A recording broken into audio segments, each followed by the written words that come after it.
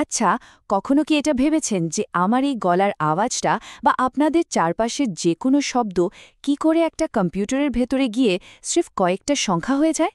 না, এটা কোনো ম্যাজিক নয়। এটা হলো ইঞ্জিনিয়ারিং আর ম্যাথমেটিক্সের একটা দুর্দান্ত কম্বিনেশন।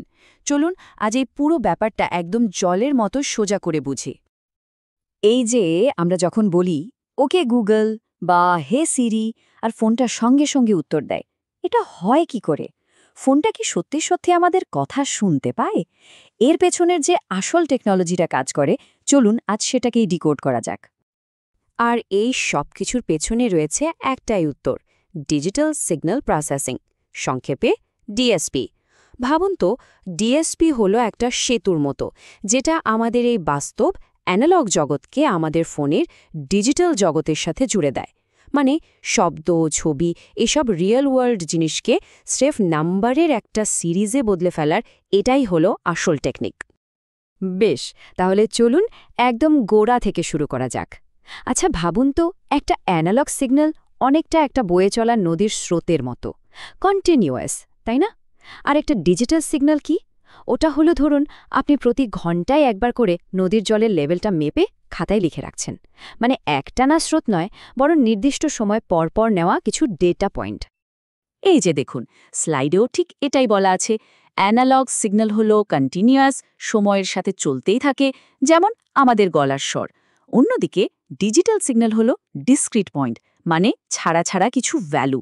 আসল কথা হলো, কম্পিউটার তো আর ওই অ্যানালগ ঢেউটা বোঝে না, তাই না? সে বোঝে শুধু সংখ্যা। তাই আমাদের কাজ হলো ওই ঢেউটাকে ভেঙে সংখ্যার একটা লিস্টে কনভার্ট করা, যেটা কম্পিউটার পড়তে পারবে। তাহলে এই কনভার্সনটা হয় কিভাবে? দেখুন, খুব সোজা, 3টে স্টেপ আছে। প্রথমত, আমরা অ্যানালগ ওয়েভটা নিই, মানে ধরুন আপনার ভয়েস। এরপর খুব তাড়াতাড়ি একটা নির্দিষ্ট সময় পরপর ওয়েভটার অ্যাম্প্লিটিউড বা ভ্যালু মাপা হয়। এই মাপার প্রসেসটাকেই বলা হয় স্যাম্পলিং।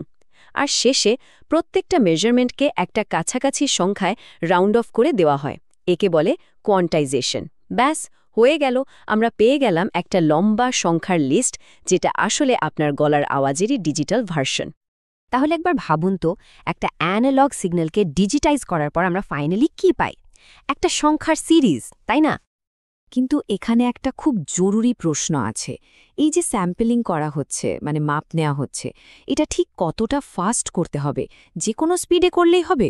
ধরুন একটা চলন্ত গাড়ির চাকার ভিডিও করছেন। যদি ক্যামেরার ফ্রেম রেট খুব কম হয়, মাঝে মাঝে মনে হয় না চাকাটা যেন উল্টো দিকে ঘুরছে? সিগন্যালের ক্ষেত্রেও ঠিক এটাই হয়। যদি যথেষ্ট তাড়াতাড়ি স্যাম্পল না নেওয়া হয়, তাহলে সিগন্যালটার আসল রূপটাই আমরা হারিয়ে ফেলব। আর এই গণ্ডগোল এড়ানোর জন্য একটা গোল্ডেন রুল আছে। খুব সহজ করে বললে, একটা সিগন্যালের মধ্যে যে সর্বোচ্চ ফ্রিকোয়েন্সি আছে, আপনাকে তার চেয়ে অন্তত দ্বিগুণ স্পিডে স্যাম্পলিং করতে হবে। এর চেয়ে একটুও কম হলে কিন্তু মুশকিল। আর এই নিয়মটাকেই বলা হয় নাইকুইস্ট স্যাম্পলিং থিওরেম। ফর্মুলাটা হলো fs must be greater than 2 into fmax। এখানে fs হলো আমাদের স্যাম্পলিং ফ্রিকোয়েন্সি আর fmax হলো সিগন্যালের ম্যাক্সিমাম ফ্রিকোয়েন্সি।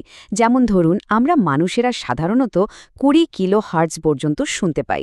তাই তো সিডি কোয়ালিটির অডিওর স্যাম্পলিং রেট এর ডাবলেরও বেশি, মানে 44.1 কিলো হার্টজ রাখা হয়। ফর্মুলাটা মনে রাখার জন্য একটা ছোট্ট ট্রিক আছে। জাস্ট এই লাইনটা মনে রাখুন: নাইকুইস্ট রুল, ম্যাক্সিমামের ডাবল, মানে ম্যাক্সিমাম ফ্রিকোয়েন্সি ডাবলের বেশি। সিম্পল, তাই না? তাহলে চলুন আর একবার ঝালিয়ে নেওয়া যাক। একটা সিগন্যালকে যদি ঠিকঠাকভাবে রেকর্ড করতে হয়, তাহলে তার স্যাম্পলিং ফ্রিকোয়েন্সি মিনিমাম কত হতে হবে? তার সর্বোচ্চ ফ্রিকোয়েন্সি ডাবলেরও বেশি, তাই তো? কিন্তু ভাবুন তো, যদি আমরা ওই ম্যাক্সিমামের ডাবল নিয়মটা না মানি, যদি তার থেকে কম স্পিডে স্যাম্পলিং করি, তাহলে কি হবে? তাহলে যে প্রবলেমটা হয় তার একটা খুব ইন্টারেস্টিং নাম আছে: অ্যালিয়াসিং। এটা অনেকটা একজনের ছদ্মবেশে অন্য আরেকজনের চলে আসার মতো। একটা হাই ফ্রিকোয়েন্সির সিগন্যাল লো ফ্রিকোয়েন্সির সিগন্যালের ভেগ ধরে আমাদের ধোঁকা দেয়। চলুন একটা উদাহরণ দিয়ে ব্যাপারটা বুঝি।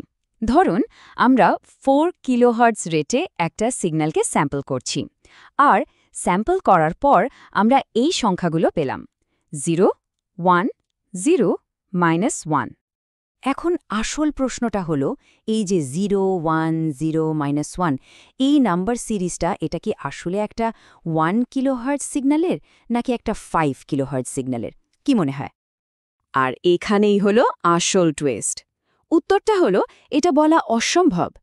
কারণ আপনি যদি 4 কিলোহার্টজ রেটে স্যাম্পল করেন, তাহলে একটা 1 কিলোহার্টজ সিগন্যাল আর একটা 5 কিলোহার্টজ সিগন্যাল দুটোই কিন্তু একদম একই আউটপুট দেবে, 0, 1, 0, -1। এখানে ওই 5 কিলোহার্টজের হাই ফ্রিকোয়েন্সি সিগন্যালটা একটা 1 কিলোহার্টজ সিগন্যালের ছদ্মবেশ ধরেছে, আর এই ঘটনাটাকেই আমরা বলি অ্যালিয়াসিং। তাহলে আরেকবার বলুন তো, যখন একটা হাই ফ্রিকোয়েন্সি সিগন্যাল স্যাম্পলিংয়ের গণ্ডগোলের জন্য একটা লো ফ্রিকোয়েন্সি সিগন্যাল সেজে আমাদের সামনে আসে, তখন সেই ঘটনাটাকে কি বলে? Aliasing, right? ওকে, তো আমরা সিগন্যালকে ধরে সংখ্যায় কনভার্ট করতে শিখে গেলাম, কিন্তু শুধু সংখ্যা নিয়ে কি হবে? এখানেই তো ডিএসপির আসল ম্যাজিক শুরু। আমরা এবার এই সংখ্যাগুলোর ওপর সাধারণ যোগ, বিয়োগ, গুণ করে দারুণ সব এফেক্ট তৈরি করতে পারি, যেমন ধরুন ইকো তৈরি করা বা কোনো অডিও থেকে নয়েজ কমানো। এই যে ম্যাথমেটিক্যাল রুলগুলো আমরা ব্যবহার করি, এগুলোকে বলা হয় ডিফারেন্স ইকুয়েশন। এটা বেসিক্যালি একটা ফর্মুলা যেটা বলে দেয় যে এখনকার ইনপুট আর তার ঠিক আগের কয়েকটা ইনপুট মিলিয়ে নতুন আউটপুটটা কি হবে। ইকোর কথা ভাবুন। ইকো মানে কি? আসল শব্দটা আর তার সাথে একটু পর আসা ওই একই শব্দের একটা হালকা ভার্সন, তাই তো? এই টেবিলটা দেখলেই ব্যাপারটা পরিষ্কার হয়ে যাবে।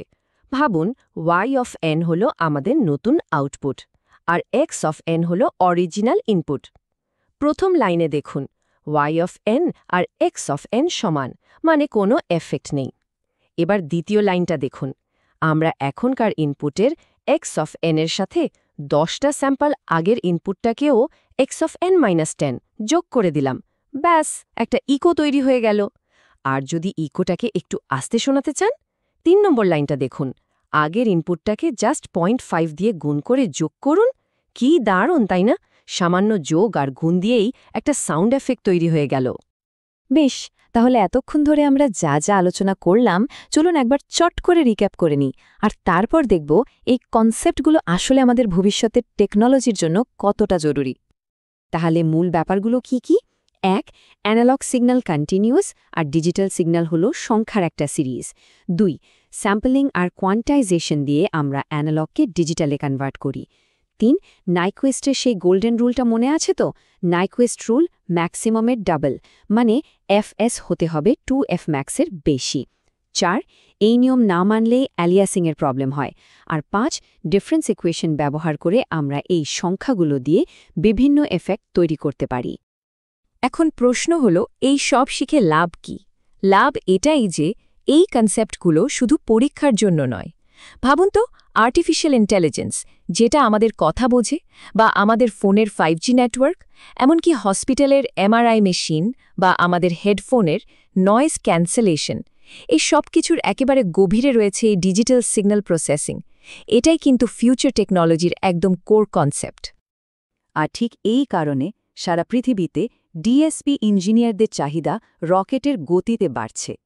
সুতরাং এই বেসিকগুলো ভালোভাবে বোঝা মানে শুধু একটা সাবজেক্ট পাশ করা নয়, এর মানে হল ভবিষ্যতের টেকনোলজি বানানোর রেসে নিজেকে তৈরি করা। আজ আমরা যে ভিতটা গড়লাম, কালকের সব বড় বড় ইনোভেশন কিন্তু এর ওপরই দাঁড়িয়ে থাকবে। তাহলে যাওয়ার আগে আপনাদের জন্য একটা প্রশ্ন রেখে যাই। এখন তো আপনারা জেনে গেলেন যে কিভাবে একটা শব্দকে সংখ্যায় বদলে ফেলা যায়। এই ক্যানটা ব্যবহার করে আপনারা প্রথম কোন ডিজিটাল ম্যাজিকটা তৈরি করতে চাইবেন? একটু ভেবে দেখবেন, কারণ সম্ভাবনাটা কিন্তু সত্যিই অসীম।